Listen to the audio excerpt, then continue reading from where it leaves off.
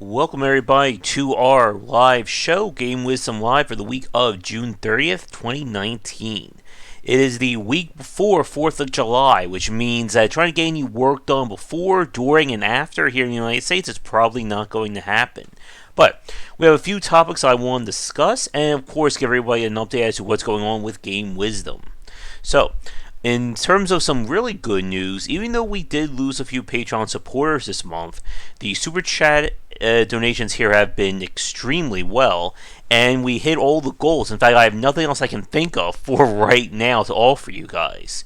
But thank you everybody for supporting in terms of whether it's PayPal, the Super Chat, or for just being a subscriber. As I believe we're at $45.90 last I checked before I started the stream. But lots of stuff coming up. As I said, we complete some of our goals, which means I'll be doing plays of Subnautica, Wolfenstein, and I think I offered something else. I actually don't remember because so much has been accomplished. But if you missed the State of Game Wisdom, I did one of my live presentations this past week, and unfortunately they had miscommunication. Nobody showed up, so it's just me standing in front of an empty auditorium for an hour. I'm hoping things will go better in the next presentation. I think it's July 8th. But work continues with contacting libraries. I've gotten a lot of interest, and chances are it's going to get very busy in the fall. And I'm definitely excited and nervous about that, to say the least. In terms of news that's been going on, it is officially the Steam Summer Sale, and I'm sure all of our wallets are aching. I bought several games that were on sale, including Cat Quest, Katana Zero, and a few others that I've been using for the streams. I'm sure we'll probably get a few more as well. But the Steam sale has always been that very weird thing, I think, for a lot of people, especially considering how it has gotten weirder in terms of its little contests, and the fact that sales haven't been as extreme as they were during the first year. I remember getting games at like 90% off. It seems that we're getting around 75 to 80%, and that's on older titles. But the weird thing has always been their little contests here. I'm going to see when I go to our show demo. 1 second. Hopefully you guys can see that, and I'm about to sneeze. It's peak allergy season, I'm afraid. But they're doing this thing with, again, this gamification of like buying items and trying to play more of your games to earn points. And if you win, you apparently, certain number of people will get their top 3 Steam games on their wish list. And that actually caused a lot of discussions regarding people removing indie games, because that's also a major metric for Valve's algorithm for Steam. I think I'm on Team Tortoise right now, which, again, I have no, I guess I have no corgi in this fight. But I do like the idea that you can play a new game. There were daily challenges, which you can see here. You have to log into Steam for it. And I guess there's more ways of Valve trying to get you to play some of your older titles, but I don't have the time to play my older games, just because I have to play all the other games I have on my list. But I'm curious what you guys think about this one. Looks like we have another, 10 days left for the sale. And I'm sure we'll run to more games in between. But let me get things back over here. But it is a quiet Sunday afternoon as always. And I'm going to be trying to do something very revolutionary this time. I'm going to actually record when we get to our major topics to make it easier for me to edit and get those pieces posted. And I'm afraid I have to blow my nose off screen. Give me 1 second.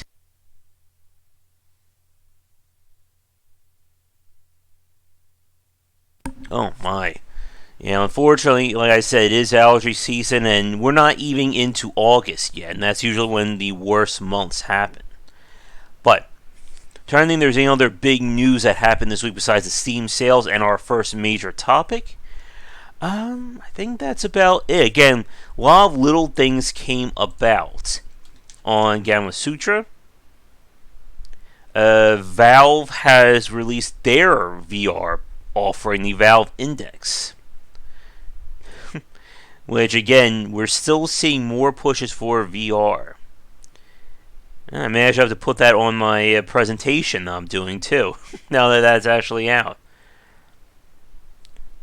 But, again, VR is such a very weird thing. We were talking about AR last night, and I just don't know if what we're going to be seeing is going to be mattering in terms of growing that market.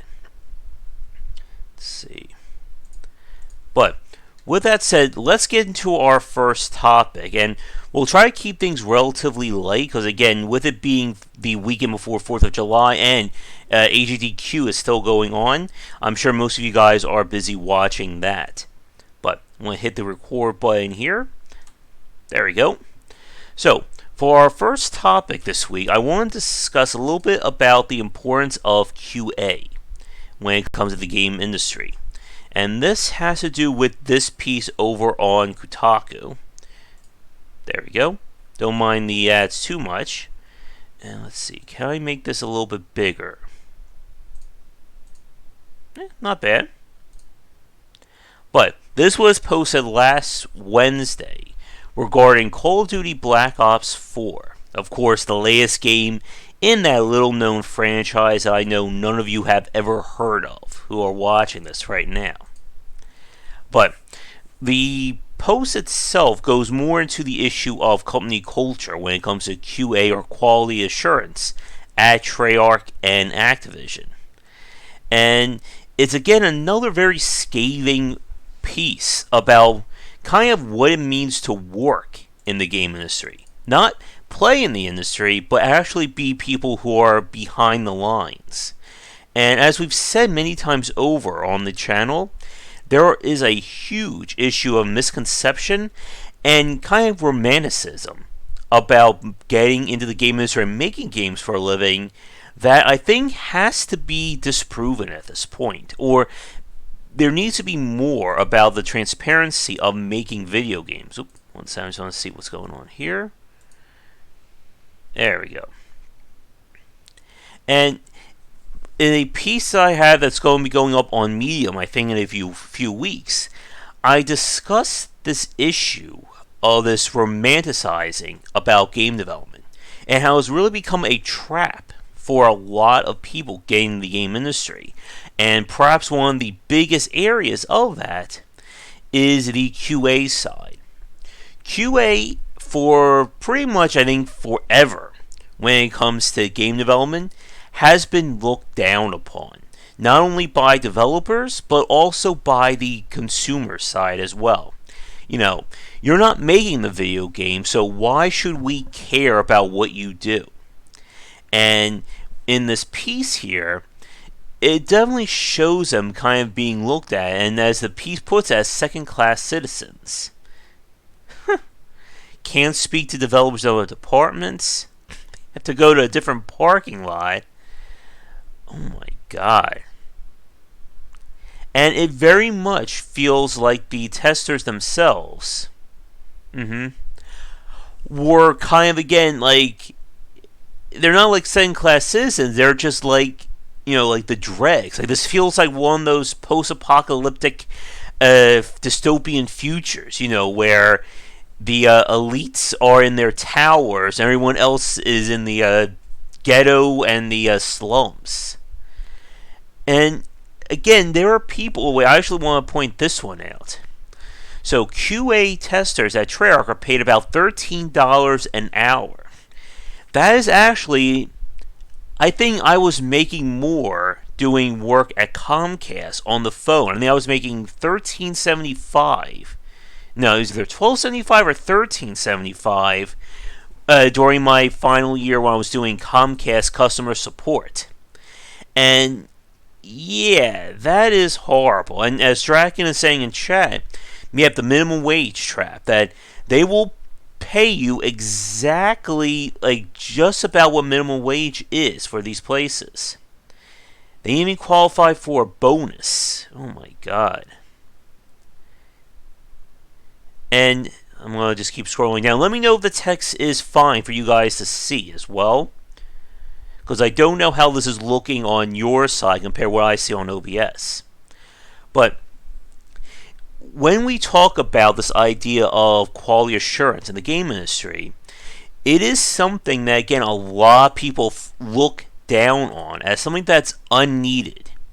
It's the idea that you're paying people to look at your game. And, why do you need those people? You're the developer, you're the head programmer, you guys are, it's kind of like, I always hate when people compare things to high school, but it just seems like a lot of people can't get out of that high school mentality that, on one hand you have the jocks, you have varsity, the people who are, they're bringing home the trophies to your school, they're bringing the recognition, and then you have your other departments, and who the hell cares about them? Wow. Your science team, your computer department, why should you give them anything? Are they, going to state?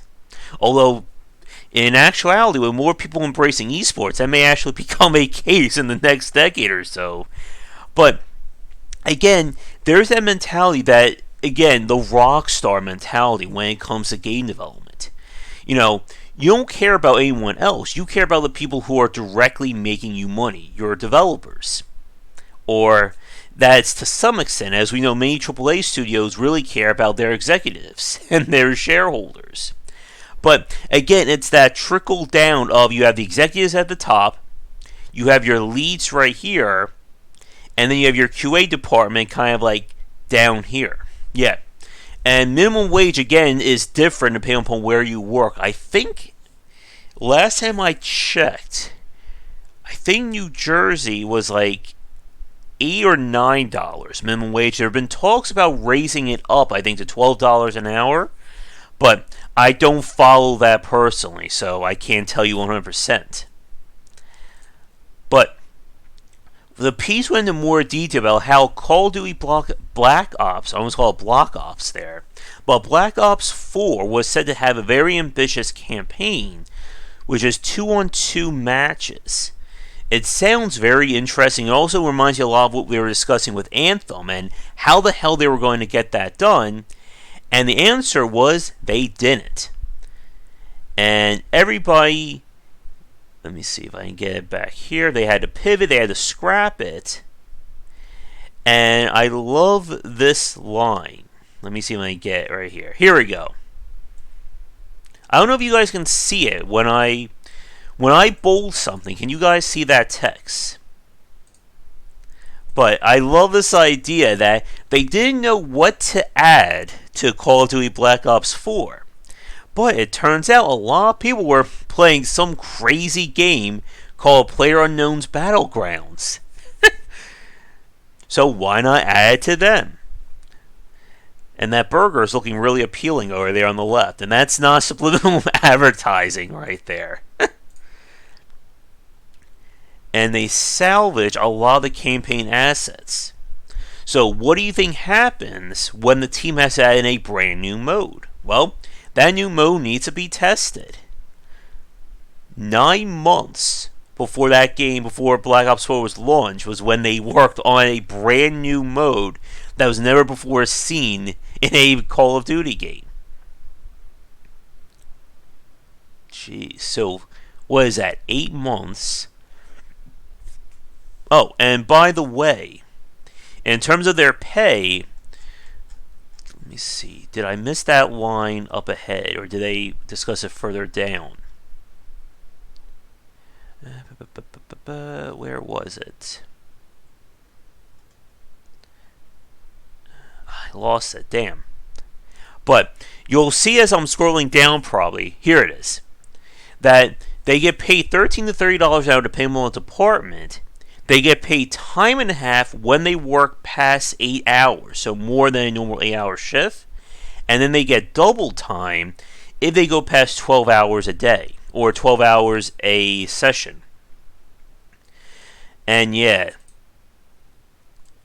this is just mean right there. And whenever we have discussions about trying to get a union for people in the game industry, It's stuff like this that I think really drives it home, or at least it does for me. They're being told you can work more, come in, work more than what you need to, and we'll give you, a fair pay at that rate. And again, it's one of those things that's just very disturbing. And again, crunch minimum isn't that bad. And again, if you're working in the independent space, you have to crunch, or it's not really viewed as crunch if you are your own boss. But when you're being pressured by somebody else, and when it's the only way you're going to make a living is a crunch, then that's a different story. Especially if you're getting paid just about minimum wage to begin with. And of course, with each state being different, with their studio being in LA, of course, it's a higher cost of living out there than it is in other places. Oh, that's nice.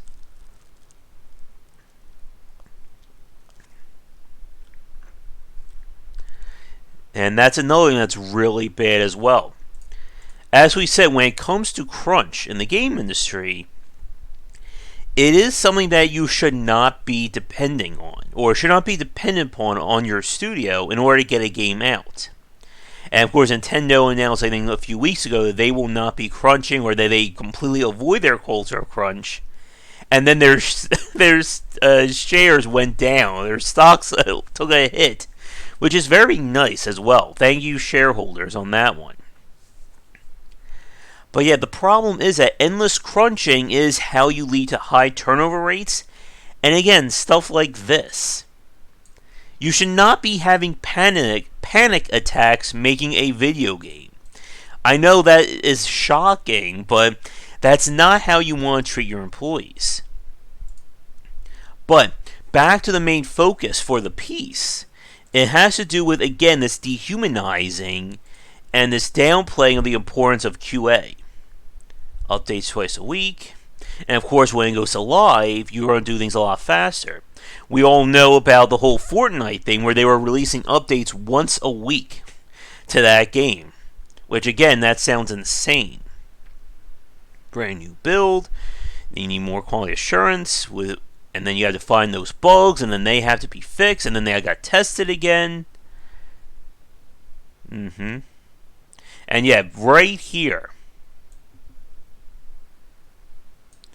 This is something that is a very big point for game development. Again, it's something that, unfortunately, despite everything that's been going through, and for the people watching this right now, if you are in the game industry, you're trying to get into it, you're probably shaking your head no at this opinion right now. But QA is surprisingly, for a lot of people, considered this, bottom of the barrel, who gives a crap about it job when it comes to game development. But it is very important when it comes to the idea of refining and getting a game polished. And there are several reasons for this. The first is one that we've said many times over. You need people to play your game to figure out if it's good or not. As we've said, for people, even if you have fans who are playing your game who have spent hundreds of hours looking at it, you can get into that echo chamber effect. Yep. And that's another really good point there, Drac. And the other idea, or the other mentality, is that QA is, the entry. It's kind of like, I can't think of a good example. I know. It's like getting the cashier job at McDonald's. That you don't expect to be that cashier for the rest of your life. You're going to want to go up into assistant manager or manager or anything like that. It is the in-between job. It's the same thing like I had with Comcast with doing phone work.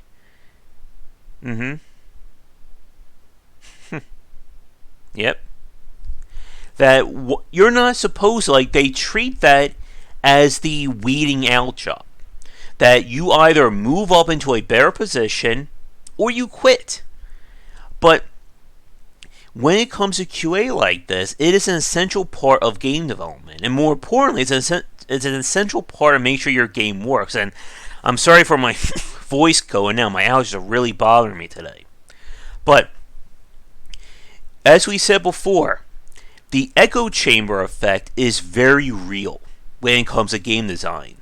If you've spent 500, 2,000 hours, whatever, making your game, you do not have that new player perspective. Likewise, if you have your top testers, your friends and family who have spent hundreds of hours playing your game as well, they also don't have that experience. So you need people. I know we're kind of hitting a lot of topics when it comes to QA here, but the first one is that you need people at the bottom level who've never played your game in order to figure out whether or not your game is appealing to them or where there's issues of quality of life or UI. Now, higher up though, QA is a very essential part when it comes to figuring out if there's any bugs with your game. Again, as a developer, you don't have time to test every condition in your game, especially if we're talking about roguelike and replayable titles like that. When I spoke with Tim Keenan of Duskers, he mentioned just how important QA was for that game. Duskers is a procedurally generated game built on dirty tech and having to do your own kind of programming or entering commands into a console. There was no way in heck, as a solo developer, as a small studio, he was going to test every permutation that could happen in that game. Likewise, Battle Brothers was another big example. Any game that is meant to be replayable or has procedural or random generated content, no way that a 5 to 10 person team is going to test all that. So you need people to be able to look at that. And Tim said to me that if it wasn't for early access and people ripping apart his game, and I'm going to come back to that term, ripping apart, in a second, he was not going to find all the bugs and issues with Duskers before launch. And as we all know, you don't want to be releasing a buggy game as 1.0. Even if you fully intend on supporting that game for months afterwards, people who buy your game day one and find bugs are going to downvote the hell out of that, and it's going to cost you, even if you intend to fix it. 1.0 is a very big deal, and that's a topic for another day. But back to the topic at hand here. There are many people who view QA, again, and this is from the developer side, we're not even talking about consumers right now. They view QA as kind of the troublemakers, that, you are ripping apart my game. You are telling me how to design my game. How dare you? And they will treat people, again, as second-class citizens. And I know for a few of you watching this right now that you're probably thinking that I'm making this up or that's just the extreme example. But no, there have been horror stories of developers, yelling at QA people, treating them like filth, if they dare question the game. And again, the whole, I forget what's it called, is it the Madonna complex, the prima donna, there we go, complex of people who are in the creative side. And it's not just game developers, artists, chefs, anyone who has a craft, they will look down on anyone who dares question what they do. For those, as a very fun thing, if you ever watch, cooking competitions, my family loves Chopped on Food Network, and you should always watch the chef's face when the judges critique their work, because they get that look on their face like you just told them that their child is ugly and stupid, and why are you should just throw them out of the house. They get that look on their face. And it's the same thing with game developers, or again with any artistic medium. I come up to you and say, hey, I find your game a little hard to play. Many developers will say, well, that's your problem, or you're just not playing it right. I still remember when I spoke with two of the people who run Yacht Club, how they were watching their friend at a conference rip the controller out of people's hands and say, let me show you how to do this. You're obviously not playing my game right. And that right there is the quintessential example of why QA is important and why it needs to be respected. That you need to have an outside people. You need to have an outside view on a game in order for it to turn out well. Because when we play a lot of games, and for the long-time fans watching this live record right now, you know we have played many games on this channel from independent developers who we run into issues within the first 5 minutes of playing your game. These aren't, hidden bugs or, 3% chance issues happening. We're talking about problems and quality of life concerns within hitting the start button. Those are issues that QA would spot immediately. And like I say, I have become very judgmental of games that have problems in the first 10 to 15 minutes of play. If I am having issues and I just start playing your game, then what does that say about the rest of your title? And those are the kind of games that I will mark down heavily when I play them. And that's actually a really good lead-in later on when we talk about our second major topic. And again, for people watching this record, you'll just have to watch that in another video. But back to this piece. And like this right here, this whole paragraph or this whole section just infuriates me. They turned off the air conditioner because to save money, but the QA team would work 24 hours. And let me just tell you this right here. I do not handle heat well. If it may get to the point where I have to run my ceiling fan heavier during the summer, you may hear that. But if it gets to that point, I'm going to have to deal with it. Because I cannot stand the heat. I love the cold. But yeah, I cannot work when it gets too hot. I get headaches. And I get like sinus pressure if I get too high, my allergies start to flare. And yeah, like this kind of stuff, this just pisses me off really bad.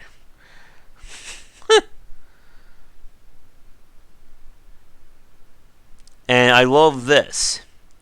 And then getting back to the other point, again, about that treatment of QA. That the main team, they're just streets down from Activision's headquarters. They get to go to the main parking lot, they get free meals. Look at this. And again, like this is the kind of stuff that people kind of romanticize about the game industry. I mean, how many people dream of working at Nintendo and just, casually striking up a conversation with Shigeru Miyamoto? Or, when Reggie was still working there, finding him in the hallways and being able to gush. But then we get down here.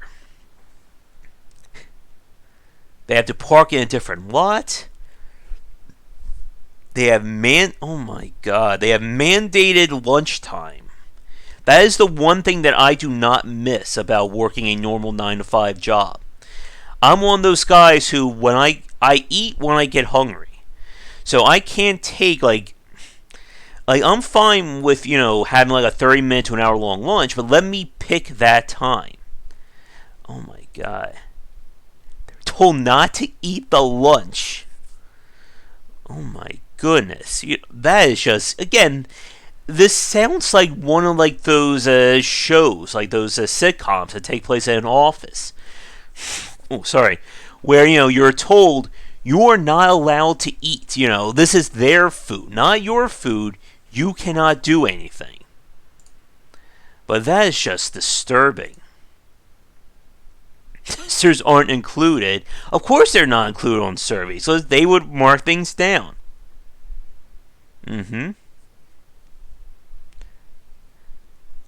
I love this one. That they didn't know that they were working on a new title until they read it on Kotaku because nobody told them about it.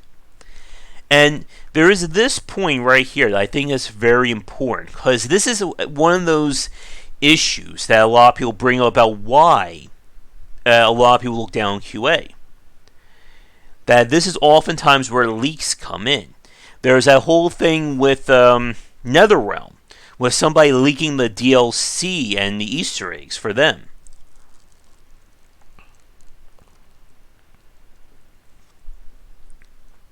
Sorry, I had to take a drink there. But this is where that split or that disconnect comes in. Then when you have somebody, coming off the street or somebody getting pissed off and revealing information, it leads to that us versus them mentality. And that kind of mentality has been used a lot to get people or to avoid improving conditions. When the voice actor strike happened, a lot of people brought up, it's the voice actors attacking the developers or they're trying to ruin your video games as a major point of that, instead of saying, why don't we just improve working conditions for everybody? And it's that same thing that, the QA team, it's their fault this leak happened. It's not one person, it's just QA in general. You can't trust them. They're not a part of the company. They're the outsiders. And again, it sounds like we're just making extreme examples, but a lot of people view it like that. And I'm sure there are even independent developers who see things like that. Like when they send their game out for playtesting or QA, I don't really need to listen to you. You're not making this game. That's my job. And it's just a very bad opinion or very bad behavior to have. Let's see.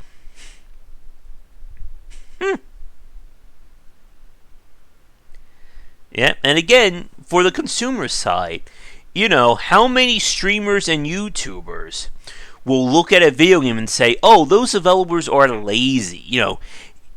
There's bugs in this game. Why isn't all this content right away? They're just being lazy. Multiplayer can be done in a weekend, as we all know.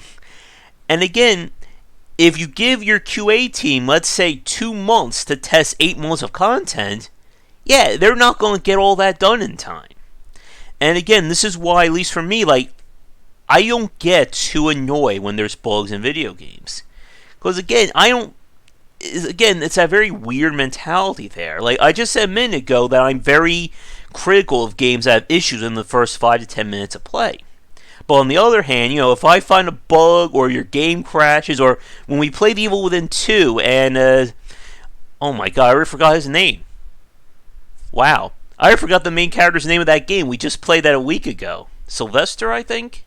But when we had that bug where he literally fell through a van, and he disappeared, he clipped all the way through into nothingness, I was just like, oh well, I'll just restart. But, again, there are people out there, we need to automate the QA process, right, Mike? But, like we said, there are people out there who don't understand what it means to make a video game. And how many YouTubers and streamers, and even just people in the game industry, call developers lazy, stupid, and other words I can't say on stream.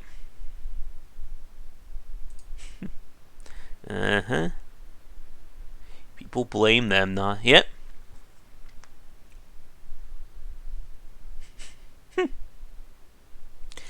They can't spend more than 20 minutes at company parties. I can just imagine, in the future, they may have compliance collars on QA's necks.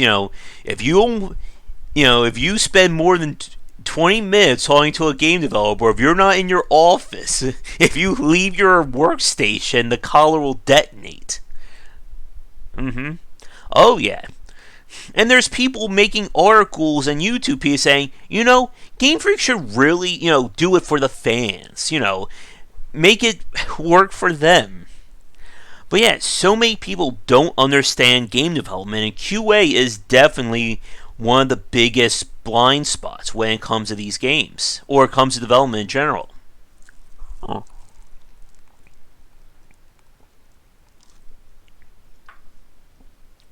Yeah, look at that. So how are the testers supposed to do work, figuring out stuff with the game, if they're not allowed to talk to the people who are making the game?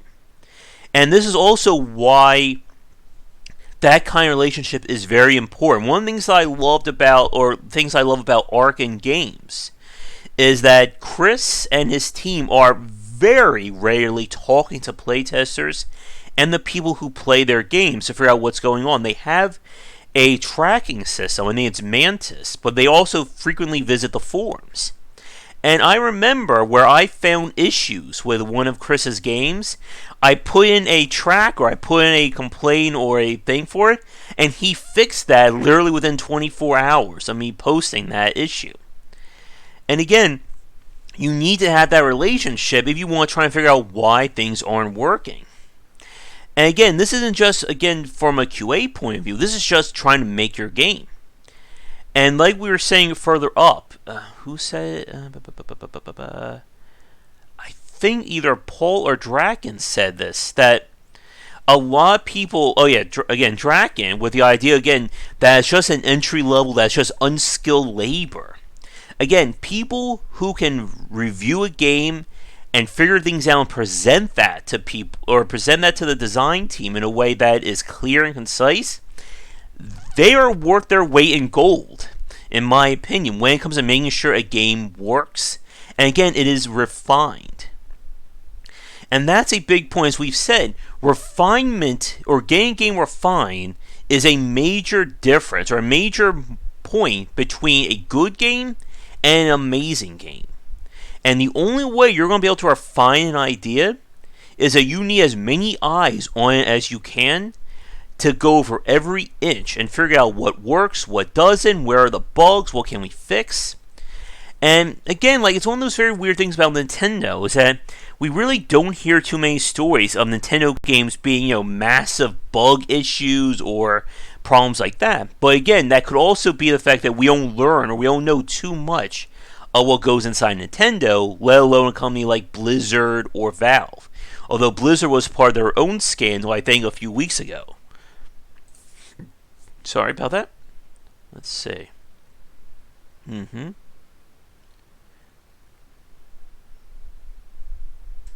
Yep. And again, churn or turnover is a very big part about QA. And again, many developers and many consumers say don't really care. 5 QA members got fired, they left. We can get 5 more, within a day. But when you treat people like that, you're not going to get the best work out of them.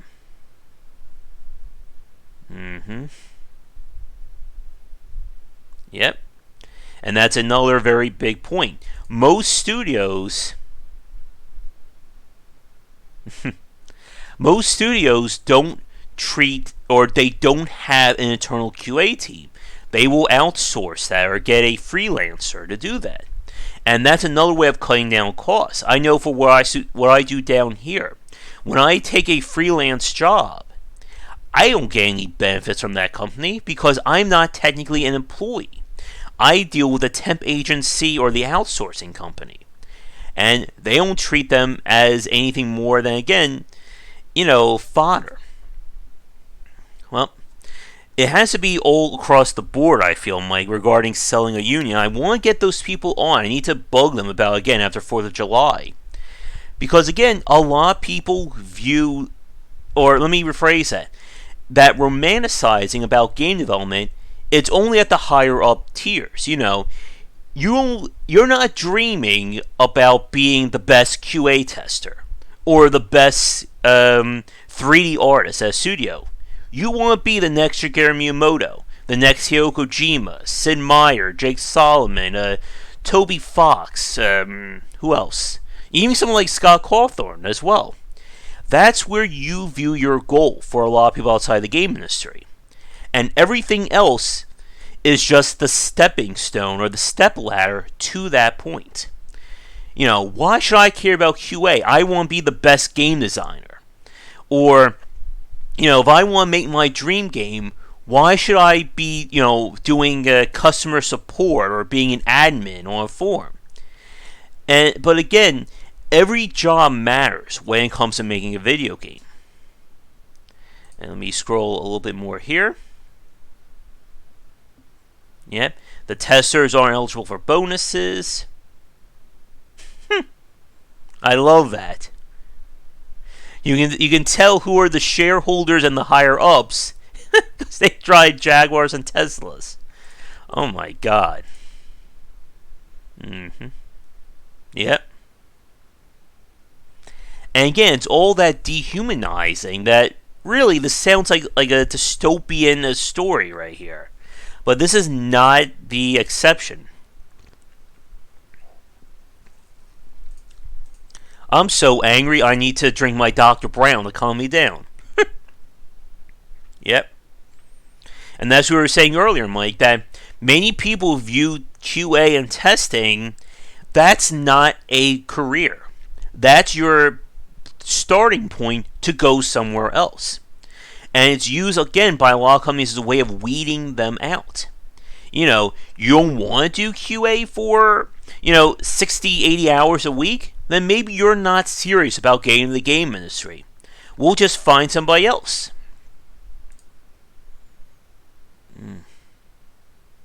Yeah. Oh my. Alright, so California's minimum wage is $12 an hour.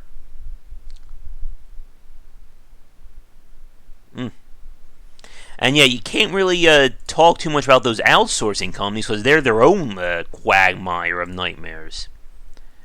So the contractors, they don't get a...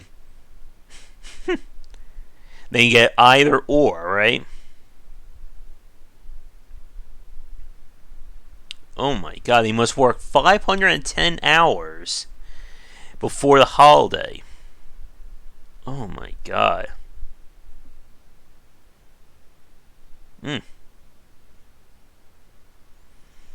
And again, most companies aren't going to be, and this is, I think going back to what Mike is saying about QA being lowest common denominator, this is going to be a very hard sell because companies, again, they aren't going to stock or they're not going to have their own internal QA team.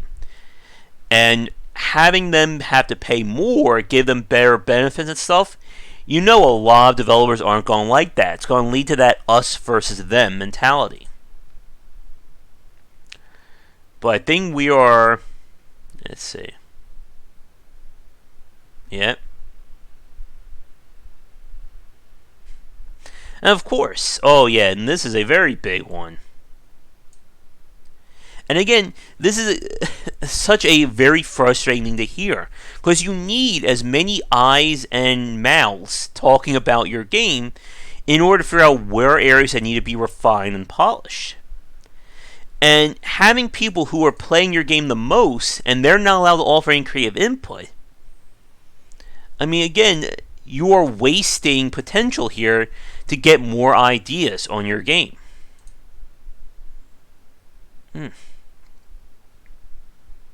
Yeah. The hiring people, the upper ones, they get all the benefits. And how much did they really do to make that game work?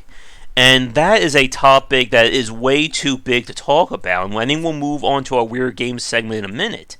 But, again, that there's that issue as to just who is important for making a video game work. Is Randy Pitchford, for instance, at Gearbox, is he instrumental in making Borderlands work? Are the shareholders or the executives at Activision the ones responsible for why Call of Duty is a big success? Or EA with Battlefield?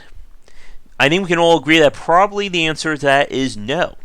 But trying to figure out who exactly makes a game work, that is a massive topic. And I do think it is a part of everybody who's a part of that team. And when you hear stories like this about the QA being treated like filth, again, who really wants to do that job when they hear these stories? But the best games need a solid QA team. And look at that, they're going to go to 2 years of development instead of 3. And that's going to really hurt the QA side. Yeah, and look at and of course, there's the news for the studio.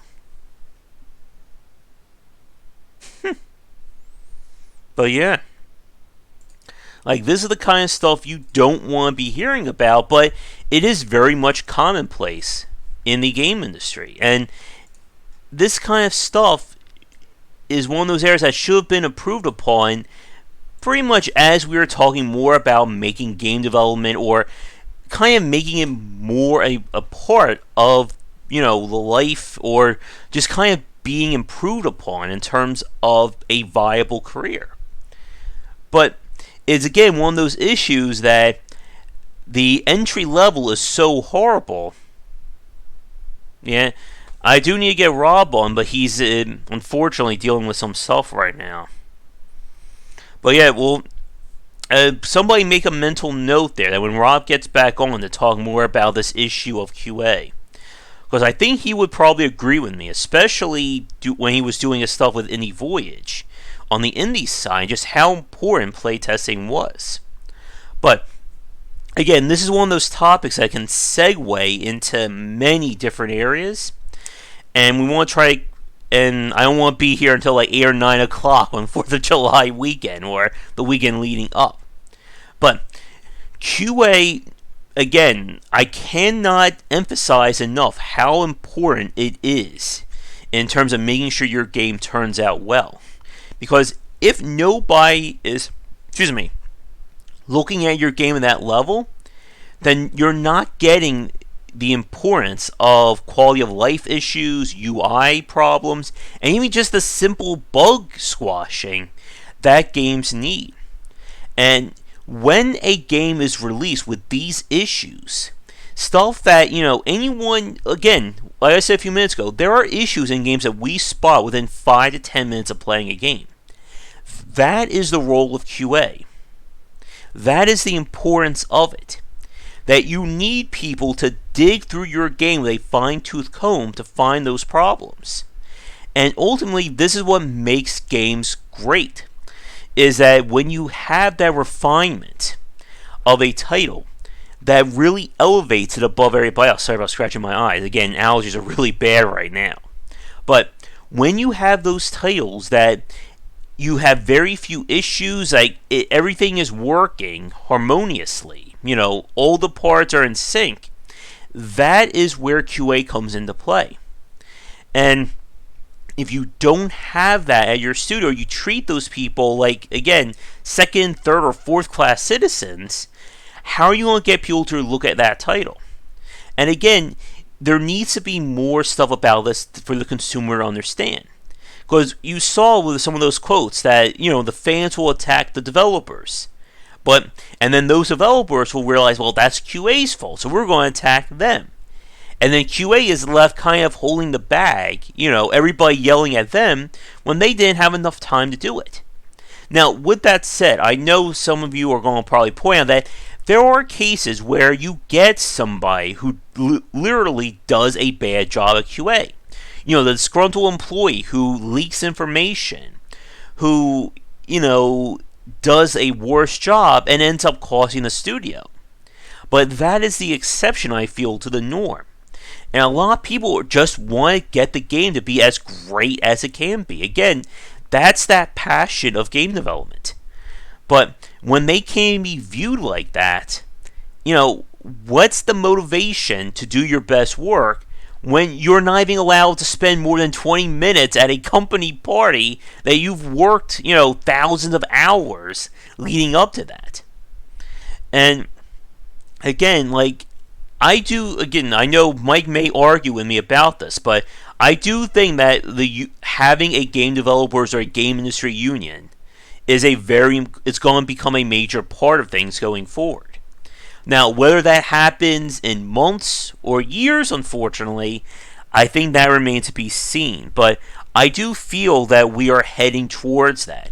Whether the industry is going to go peacefully or is going to be dragged by, the scruff of their shirt forward. But that is a topic, again, that is a little too big to get into now.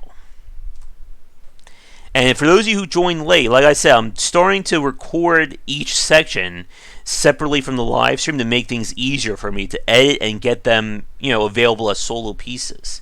But let's calm down to the craziness there. We'll get to our weird games, and then we will get to one final topic for our show. But let me see if I can do this right.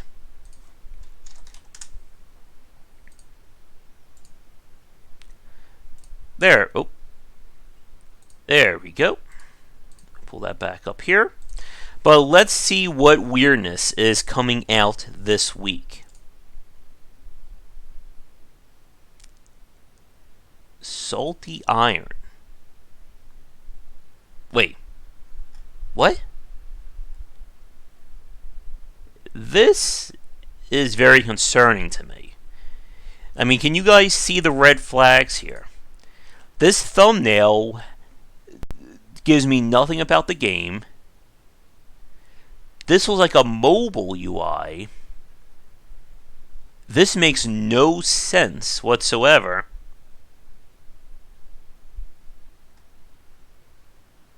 I don't know, like, I'm getting very big warnings off of this game. Let's see. Oh! You are the Purge Man.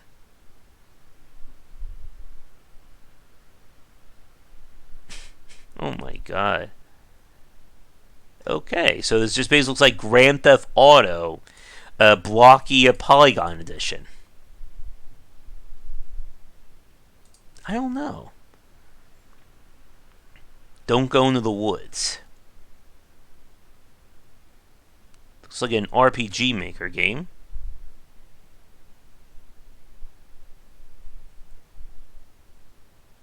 What? A boar with a wild personality. Wait. Nothing sinister at all. Is this like that cat quest where there is a disturbing core at the center of the game?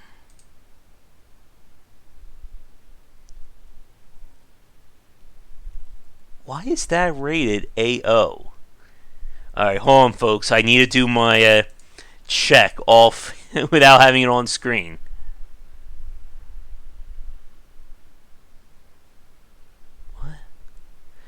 Oh, this game uses pixel art to illustrate hentai content. Yeah, I think I did the right choice there by taking that off. Hey, Alberto. Oh my. You almost missed me posting hentai here. That would have been very smart. Boom Boom Bovine?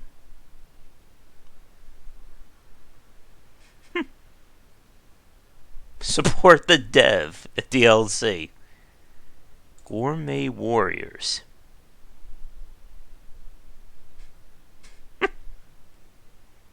Wait. I was expecting this to be a cooking game, not a beat 'em up.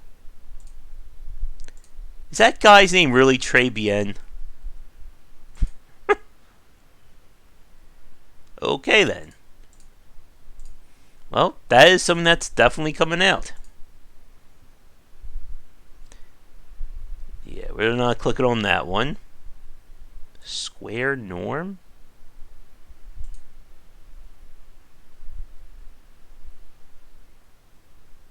What?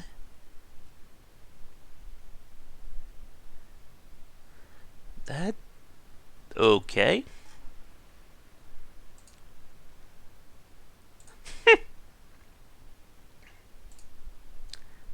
You become a pentagon. That actually doesn't seem too bad. Graphics are... Well, it's striking. Just very low detail.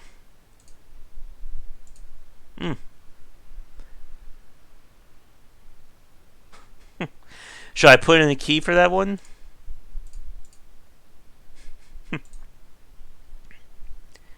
Unsolved Mystery Club. Victorian Mysteries. Eat this?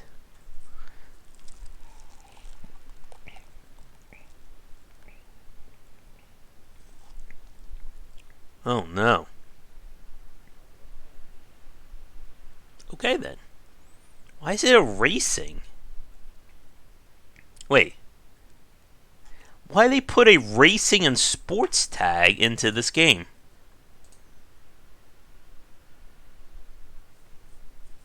That's a little weird to me. Fear in Hospital. Whoa. I can already tell I would hate this game. You know how much I love having to deal with flashlights in a horror game.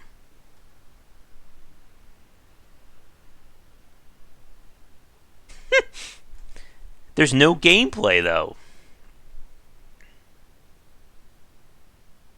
Something spooky gonna happen?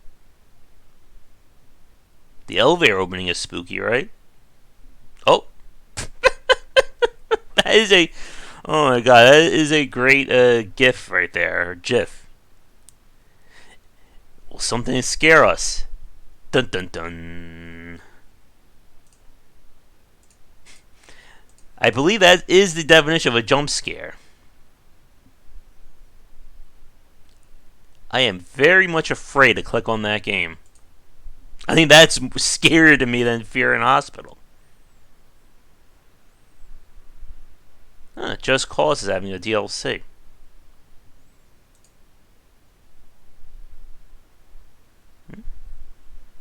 I still haven't watched anything on Stranger Things yet.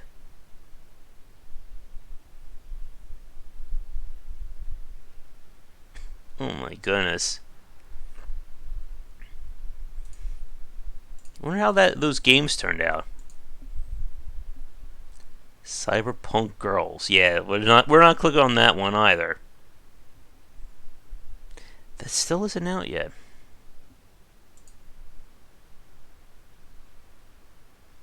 RPG Paper Maker?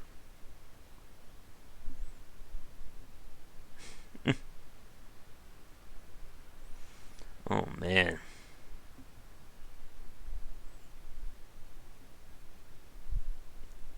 TNT. What the heck? The game promise is easy. You will fight against masses of explosive enemies. The game is fast, fun, and explosive, so what's going on?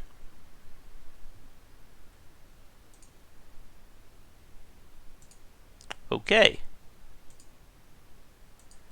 I guess you're killing sentient TNT.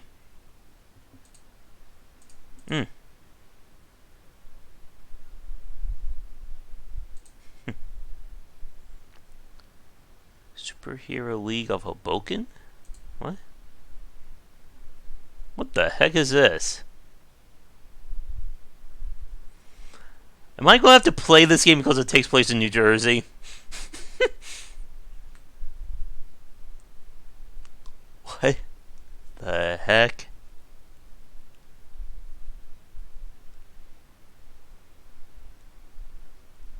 Oh my god. Oh, go to Atlantic City. That's great. I don't know who Steve Mrzinski is.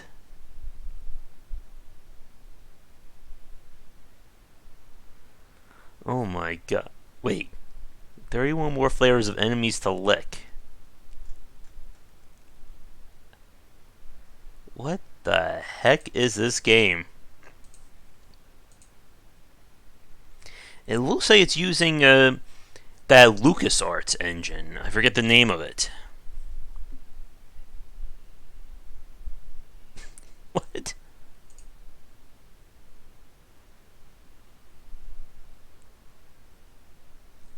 Oh, that is certainly a game right here.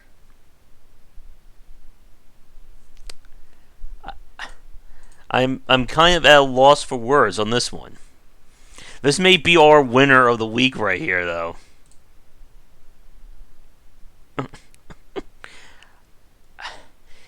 If it wasn't the fact that this looks like an old school like CRPG, I would very much be tempted to play it. But I just cannot get into those games. No, Steve Mrzinski?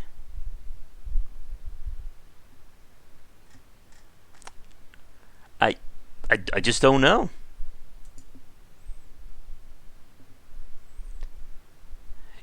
We finally found a game that stumped me a little bit.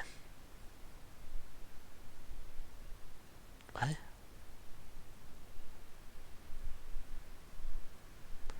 Oh, jeez, it's a 5-minute game.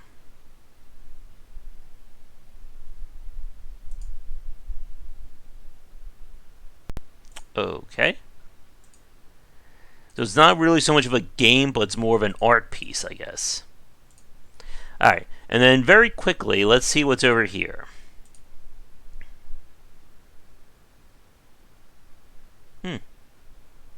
Oh, I actually know this game.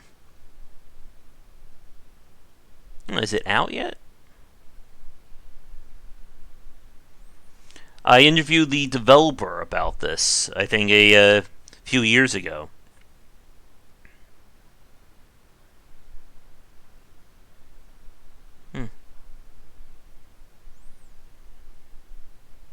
Nothing's available. Okay, it's not out yet, though.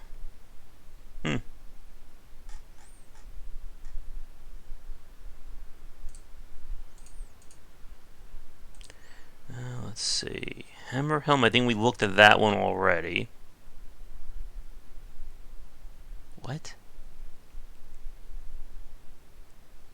A Simpsons parody horror game. I didn't know there was a market for that. There's that Meeple Station we tried to play.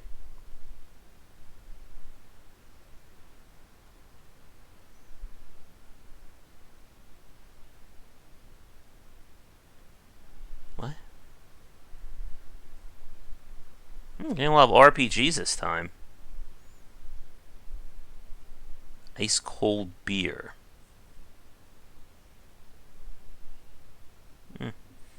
We need more city builders, though.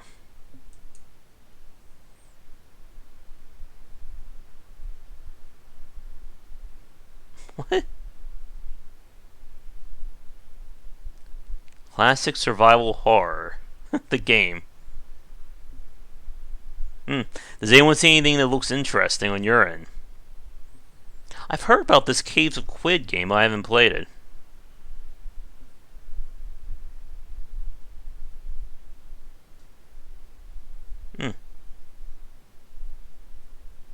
There's that Sifo. I think we're starting to see some of the games we've already saw last week. Vilnor? Oh, die.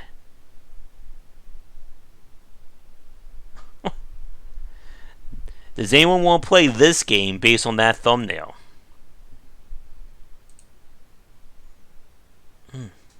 Or that one?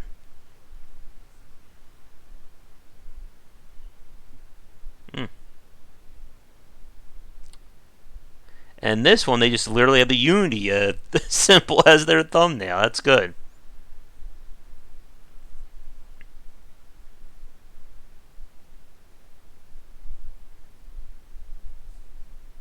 What's Pig Squad? Is that another game jam that I'm not aware of? Maybe I should maybe be a little bit more specific there. Maybe good city builders.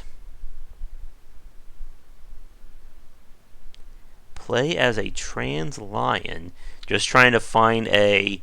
And got cut off. Okay then.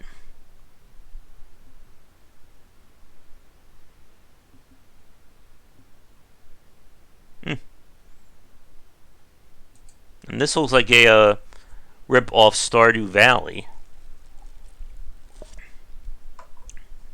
I mean, really, that looks like almost a UI to a T in terms of Stardew Valley.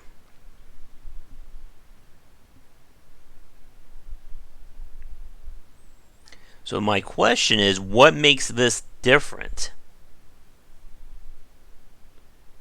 Let's see. Are you able to fight?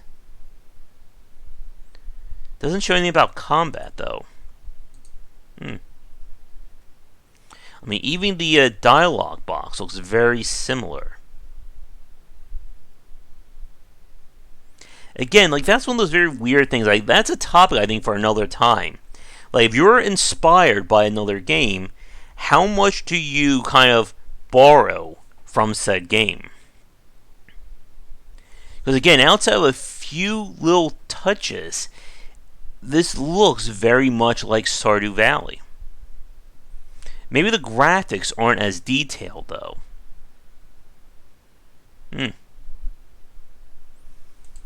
But yeah, that'll be a question I want to get someone like Shark or Rob or maybe another developer on to talk about. Mm-hmm. But this doesn't look like a fan game. This looks like somebody just saying, I want to make a farming game. Here's Stardew Valley. I'm going to base my design a lot off of that.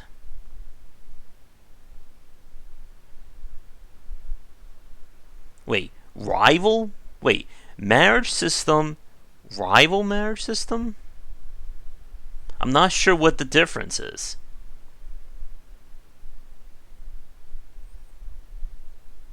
Hmm. Ooh. Now that is something you don't really want to see. Do you guys see what? Can you guys pick out the weird thing I'm seeing on that development log?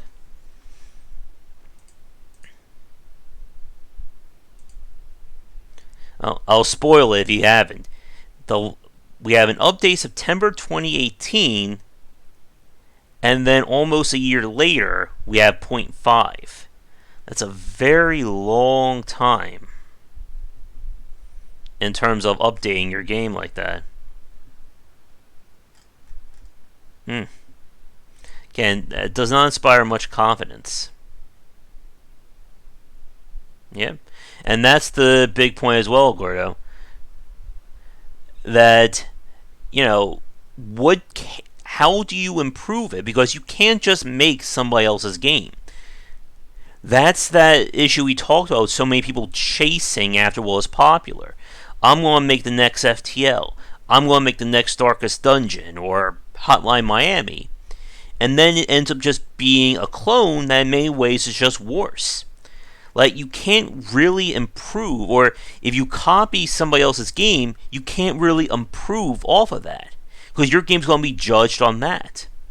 So the better question, as you said, is, what can you do differently that that game didn't do? So that in that case, you have something like Convoy, which was similar to FTL, but was still its own unique game. Or, I'm trying to think of a few other examples. The House of Many Doors? Yep. Sorry, my voice is cutting out there. Or all those games that were inspired by Five Nights at Freddy's. But I think with that, I want to get to one final topic, and then we'll wrap it up for this week. Let me see if I hit the button right. There we go. So, the other topic that I wanted to discuss is this idea of, or the challenge of making a game around very short gameplay loop, or the one-trick ponies that we see from a lot of smaller games or independent developers. It's the idea that a game is built on just one unique selling point, and then there's nothing else that goes with it. Arguably, we could throw They Are Billions into this point. That despite throwing in or having the campaign, it's still very much built on that one concept of defend your base against lots and lots of zombies. Oh, wow. Oh man, my voice is really going now. Yeah, this will probably have to be a quick video then, or a quick point. But we also see this with a lot of independent games that we get this really interesting idea or this unique hook, and then there's nothing else that really goes with it. For those of you who watched the Indie Game Spotlight stream last night, for those of you watching this live, we looked at, there were three games that we played that were all built on a very short gameplay loop. Legion of Scorn, Blink Rogues, and the Shrine of the God Ape. And of those three games, I felt the Shrine of the God Ape was the best of the three. And all three were very simple in their designs. The difference of what set God Ape apart was that game was designed intentionally to be a short experience. And then there was, I think, 16, 17 levels total in that game. I mean, we literally beat that entire game in like 30 minutes of play. And when we talk about short games like this, there's a difference between a short game and a game that's built on a short experience or short mechanics. Because you've seen, and I'm sure we all have examples of games that you play it, like, the first 5 minutes, you figure out everything there is to that game, but there's still 5 to 10 more hours of them just kind of padding that out again and again. And in a video that we did, or what was that video that I did a while ago? Actually, I don't think that video I actually did came up yet. But I talked about how much time is valued when it comes to the consumer. That we don't have the time to spend playing 80 hours of padded content. And I think for a lot of people these days, they want a short and very high quality experience versus spending, again, 50 hours doing the same thing over and over again. And I can look very quickly about that video. What was it I did? I talked about that in a video I did about loss, about losing in video games. That people don't have the time to spend, repeating content. But for a lot of smaller games, I don't know. Maybe we'll discuss that on the Discord. But for a lot of the games that we see from the independent space, that it is very much just a simple idea. It would be cool if we did X, and then there's nothing more to it. And when we use the term more in this context, we're talking about supplemental systems, whether it is different modes, more enemies, again, something that keeps the experience growing, and instead of it just being the same thing again and again. In that Legion of Scorn game that we played, that we were up to like 31 waves of that title, and nothing was really changing. There was no, different tile art. There were very few new enemy types that were mixing up what we were doing. And there were, I think, 90 waves in that game that we were going to have to play. And how many people are going to sit through that? And this is kind of a holdover from the arcade industry, where the levels are designed around being very minute changes, just simply escalating the difficulty to get people to, again, lose their money and have to insert more quarters. But we shouldn't be having that design these days. And it's something that we see with a lot of the idea of a modern retro game simply copying Asteroids or, I forget the name of some of these older games. Not Blastress. Breakout. There we go. And those titles where it's like, hey, we're just going to repeat that experience for 50 hours. Give us $5. It doesn't work anymore. And some of the very best games we've played these days, they know how much to get out of their core gameplay loop and design the game around accordingly. If you can only challenge me with, let's say, 10 unique levels, then that's how long your game should be. Because people don't want to be wasting time having to repeat the same content. And again, this does lead into those situations where you have a very short game. But if it's a very polished game as the alternative or as the comparison point, then that's going to turn out better. Now with Shrine of the God Ape, unfortunately, at the time of this stream, or if you're watching this recorded right now, the game is not out. So I can't see what exactly he is pricing the game at. But yet, it's 12 levels long. My mistake. I'm going to make a educated guess and say that game is going to be, I want to say it's going to be $5.99 or $4.99 for the title. I can't see him getting more than that for it. And I'm curious, for those of you watching this, would you agree with that assessment if you watched that footage of me playing the game last night? But again, there are people who will assume that more automatically equals better. If my game is 10 levels long and I price at $4, well, if I release 10 more levels, that's double the content. So I'll make my game $8 instead. It doesn't work like that. And like we said, I think quality is a major point of what it means to sell a game, especially sell an indie game these days. And unfortunately, as we've said, the bar Yep, just as we were saying, that the bar has been raised among indie developers. And it is getting a lot harder to get your game noticed. I mean, take the 2D action genre, for instance. For a lot of people, that is considered like that is considered low quality games. That, it's something that anybody can do. But when we talk about the highly elevated examples of this genre, whether it's Shovel Knight, Odalis, Blazing Chrome got a release date of July, that you can see the amount of quality and polish that were put into them. So when you release like your simple game next to them and expect to charge equal or more money than them, people aren't going to do that.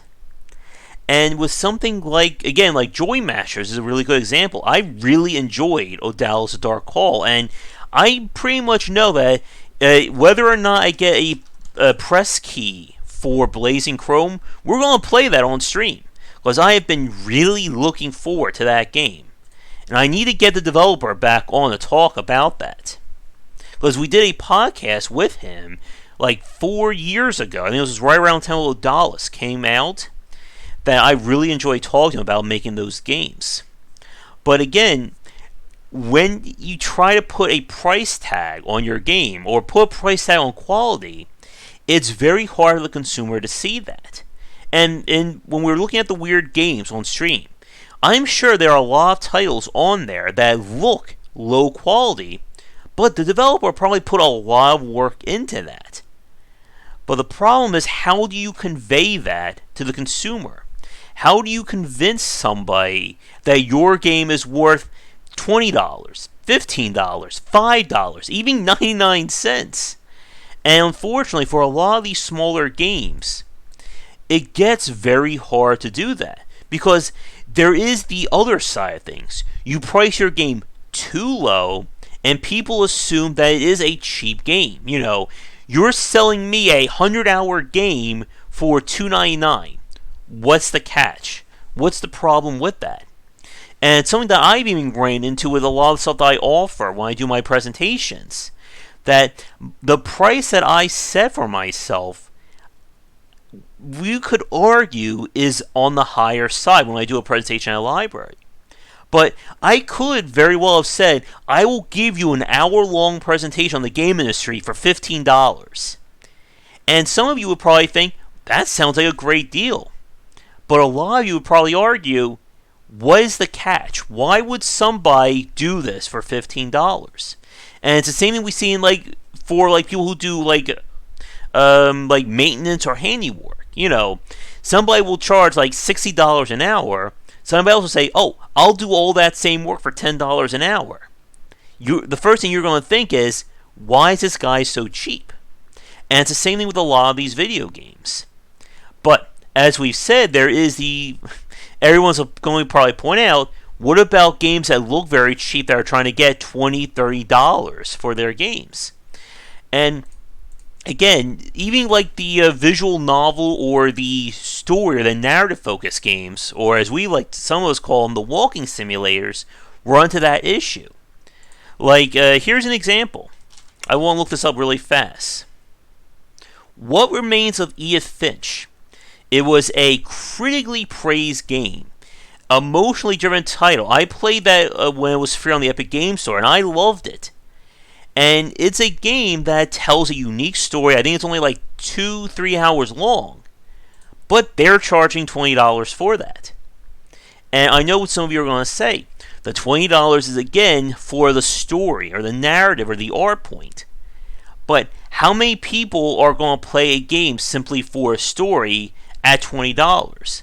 When I could buy, who knows, how many action-driven games or gameplay-driven games at that same price or cheaper. And again, all of this is very hard to quantify from a developer or from a development standpoint. If I make a very short game, then I expect that short game to be very polished. But on the same breath, how much can I reasonably charge for it?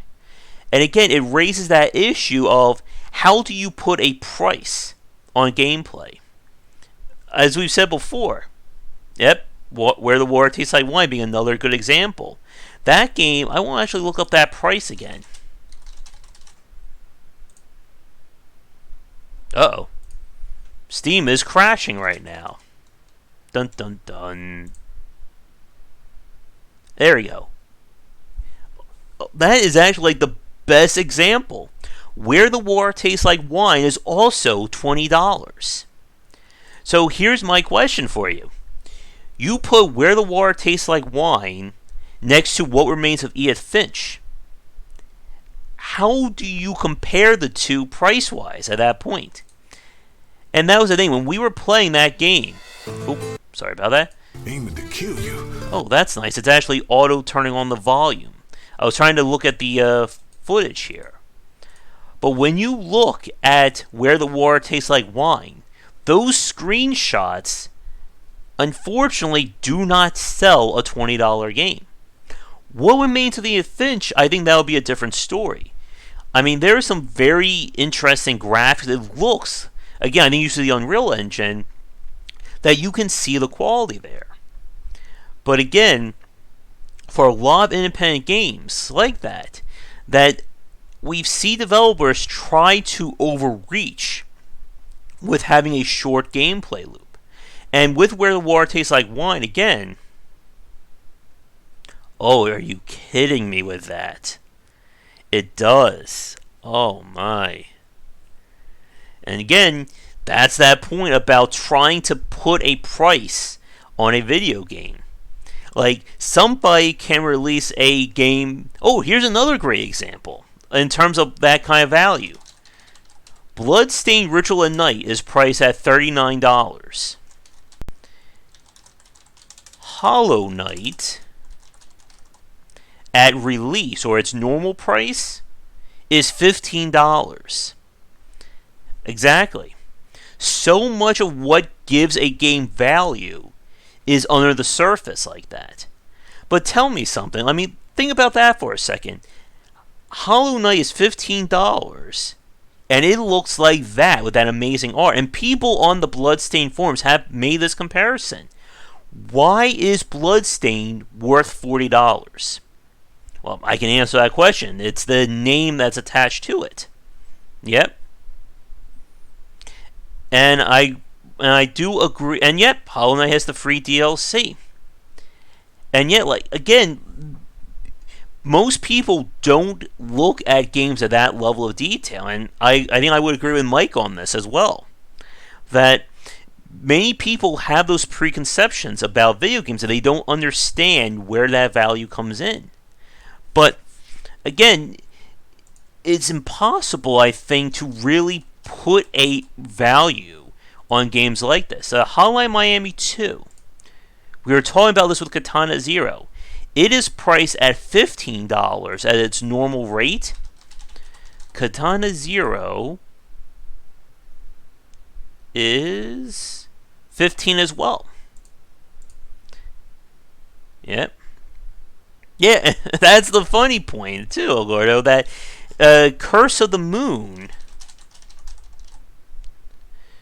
which is priced at $10, that seemed a lot fairer to me than $40. And I bought a Bloodstained for $32 because I got a discount off of, I think that was Green Man Gaming.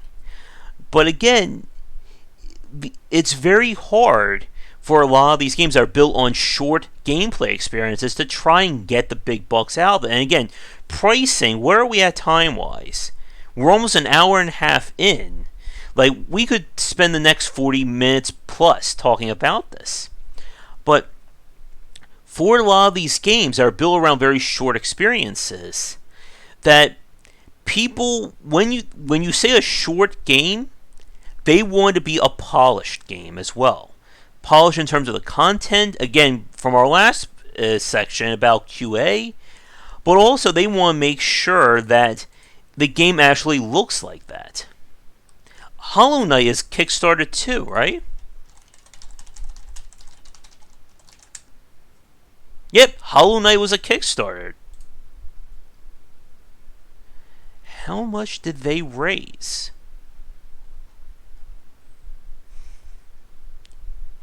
Oh my god.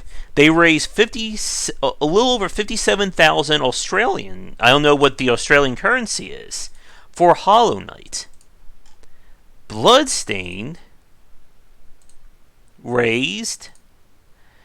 Oh, this is going to probably upset a few indie developers when I give this announcement.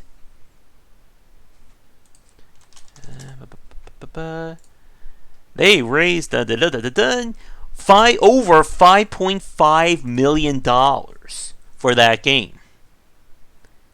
Yeah, and again, like, I feel a rant coming on about, misconceptions of price and value in games, but I want to keep things relatively on track, especially again since it is kind of a quiet Sunday here. But the point of the matter, yeah, okay. But still, $5.5 million for Bloodstained is kind of insane. Not to mention the money they got from their publisher as well. But when we talk about games that are built on very short gameplay loops, that it's oftentimes for a developer that they run to that issue of just how much to pack into that game. And this is something that I talk about in my second book that's coming out. That the very best platformers, and this is by extension to other video games, they're as long as they need to be to show off every unique element in their game. Whether that is 50 levels, 2 levels, 5 levels, it doesn't matter. And this is one of the things I was running into with Katana Zero, that they kind of, they kind of blew their wad on the very first level of that game. And they didn't really introduce too many new concepts other than the boss battles and that motorcycle part. Like, the Messenger was a lot better in that regard. That it felt like it lasted as long as it needed to show off everything it did. But this was the point, again, going back to our indie spotlight, and sorry about the phone ringing in the background there, that when you look at something like the Shrine of the God Ape compared to Blink Rogues, that Shrine of the God Ape seemed like a far more polished experience. Even something like Vision Software said, despite the fact that when we interviewed the developer about it, he said that he ran out of time to finish the final quarter of the game. But it still felt like it did everything it needed to do. And this actually goes back to a point that Foreign was saying when we were talking about Cat Quest. That Cat Quest is not a long game. It's not a unique game as well. But it does a lot with what it had. And that is a really hard thing for a lot of developers. That you can have a game that's very simple, but making it very refined, it can be very hard to do. And a game that's very short but also very memorable sticks out more than a game that was very long, but the player just kind of gets lost or tired of playing it. For those of you who remember when we played Voodoo Vince on stream in that final quarter that just never wanted to end. It just kept going on and on and on and padding things out. And when your game starts to feel like that, it ends up being less than it becomes a less than the whole. And we want the best games are the ones that feel like they're greater than the sum of its parts rather than less than them. But I think we're going to wrap things up here because my voice is really starting to die. And I can't think of anything else I want to talk about in terms of this topic. Let me see if I can think of anything to wrap things up with. Trying to think. But I guess here's one final point. There are consumers out there that I think they still look down on a short game. How many people are, like, if you look at forums of any game that's building a short experience, you will always have people complaining saying, I spent $5 and your game was only 3 hours long? How dare you? Go blank yourself, as people say. And this is, again, what leads into that discussion, or leads into developers trying to do more of their games. One thing that I think, Gordy, you kind of hinted at, again, with developers trying to add more to their titles, definitely had to do with the 2-hour return window that's on Steam. That's become the standard for a lot of digital purchases. that we've seen, sadly, developers kind of being forced to add more to their game, even if the game doesn't warrant it, to get it over that 120-minute mark. Because once a game goes over, once you've gone over playing a game 120 minutes, you can't return that. And so a lot of people will race through a game to, play it and then immediately return. The developer gets screwed. And then that leads to a lot of people trying to pad things out. But then you have games that pad them out so much that people get tired of them or they review it negatively. This game is 30 hours long, but there's only 10 hours of content. And like I said, it's one of those cases where I don't think there is an easy win. But ultimately, I think that, in my opinion, that if your game is short, it should be the best damn example of that. If you're only going to have 2 hours of gameplay, I want those 2 hours to be Game of the Year winning gameplay. I shouldn't be bored, annoyed, disappointed at any point playing that game. It's the same thing with a lot of the videos that we do on YouTube. When I make a video on a design topic, I try to make that as lean as possible, but I still cover every point of it. If that video is 8 minutes long or 28 minutes long, I want all that time to be on. And it's one of the things I talk about in one of my presentations. But when you try to design a video game, if you only have 3 levels of content and you try to pad that out and attempt to, again, either try to give your game, a supposed value or avoid that return policy, it's going to annoy, I think, more people than it's going to help. And like we said, just like with piracy, there are always going to be people who are going to try and cheat your game like that. And unfortunately, there's nothing you can really do for it. And the important thing, though, is that not to piss off your fans or the people who want to become fans. I'm trying to think if there's any other really good examples that would stick out. Let me take a thinking sip.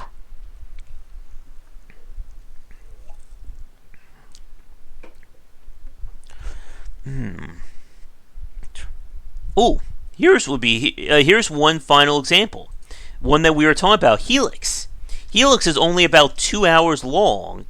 It is priced at, let's see, what is its retail price? $3. And that is a game that nobody can say, that game, developer cut stuff out, or it feels like a less of an experience. Oh yeah. Again, that speed run of Helix 2 has me really excited. I want to play that game so much. I want to get a developer on. If anyone can get in touch with Mason Lindroth, please get him, send him my name or send him my email, because I want to talk to him so badly about that game.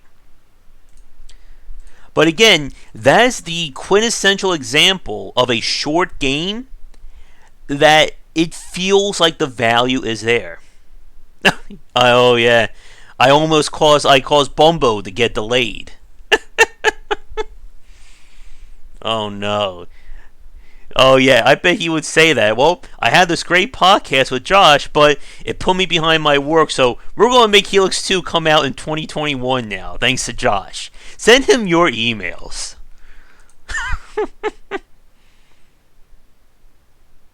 Oh my. But yeah, again, a short, very memorable game, I think will ultimately win out over a lengthy, but unmemorable or unremarkable game like that. Another great example, here's our final example, would be everything from Loco Molito. Curse Castalia, Super Hydora, what was the other one that we played? Oh no, I forgot. This is when you play too many games, people, you forget all the ones you've played. But that one that was kind of like Castlevania, yeah, the Greek one. I have it somewhere on my computer. I had it. I don't remember where it is. But yeah, each one of his games, they're very short. But nobody can argue that you're not getting value. Every level is unique. Everything feels like it belongs there. And for those games, especially for the older arcade style games, you can run into that trap, Curse of Isios, thank you. You can run into that trap of saying, my game is 5 levels long and people love it, surely I could design 50 more levels. And that endless development cycle. But there's only so much you can get out of a gameplay loop before you're just repeating yourself. I saw it, I think I downloaded that, but I couldn't get it to stream right. It was kind of, I only got the window that was that big. Yeah, I have it downloaded, but I couldn't get it to work, unfortunately, through OBS. But that tendency to go over the top, as we said, that YOLO, that a lot of developers run into, that's a topic way too big to get into right now.